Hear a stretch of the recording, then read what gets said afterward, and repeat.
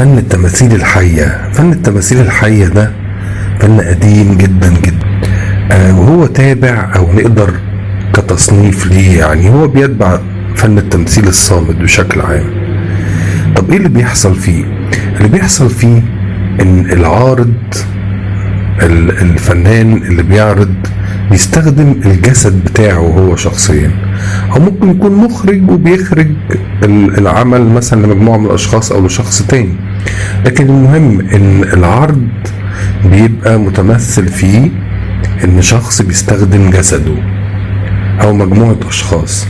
ممكن يعملوا تكوين معين، ممكن يبقى لشخص بائس، ممكن التكوين يبقى لمجموعة اشخاص في ظل الحرب، ممكن عارض ازياء، ممكن تكوين سريالي شوية بس بيعبر عن فكرة معينة الى حد ما. ايا كانت الفكرة ايه او التكوين الجسدي ده الفنانين بيقدموه بيعبر عن ايه، المهم ان هو عمل فني متاح ليك ان انت تفكر ومتاح ليك ان انت تخرج الابداع بتاعك فيه. بتستخدم فيه الوان، بتستخدم فيه اقمشة معينة، بتستخدم فيه ممكن قطع ديكور بسيطة قوي قوي قوي علشان تخدم بيها التمثال بتاعك. طبعا التمثال بتاعك ده مش تمثال حجري ولا من الخشب ولا من المادة، ده انت شخصيا اللي عامل نفسك تمثال. فدي نقطة مهمة قوي. احنا هنا الصفحة اللي هي Living Status for Peace، احنا عملنا ده وبنعمله كل سنة فترات السابقة، يعني بنعمله في يوم الارض، بنعمل المعرض بتاعنا ده في يوم الارض، هو يوم من ضمن ايام الامم المتحدة، وبكل عرض بقى بيبقى زي ما هو عايز. ممكن واحد بيعرض فكرة السلام، خطورة الحروب، ممكن واحد بيعرض فكرة البيئة وتأثيرها.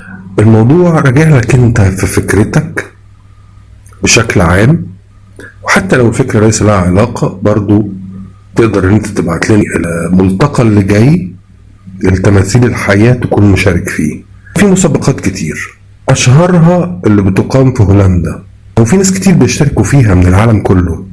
تقدر ان انت ان شاء الله تشارك، وتقدر انت تستفسر، لو عايز تستفسر عن تفاصيل معينة، عايز اعمل فكرة كذا، هل دي مناسبة مش مناسبة، هل لو عملتها هحتاج فيها مثلا ايه من امكانيات، هعمل ايه، كل التفاصيل دي. اي اسئلة تحب ان انت تسألها لنا وتتواصل معانا طبعا يشرفنا، وبإذن الله يعني يكون أعمالكم كلها مقبولة ويكون ليها تأثير قوي على المتلقي اللي بيحضر في الملتقى. النوع ده من الفن ليس له فئة عمرية محددة، هي فكرة بس قدرتك على الثبات. انت عايز تعبر عن فكرتك، قدرتك على الثبات في الوضع اللي انت عامله، ليس لها تصنيف في فكرة ذوي الاحتياجات الخاصة والأشخاص الأصحاء، مفيش تصنيف خالص. الكل يستطيع المشاركة طالما لديه القدرة على الثبات. يعني على سبيل المثال ممكن واحد بيستخدم كرسي متحرك، عايز يعمل التمثال بتاعه، عايز يعمل الفن بتاعه، يشارك. الكل في الملتقى يقدر يشارك، والكل يقدر يعرض العمل بتاعه.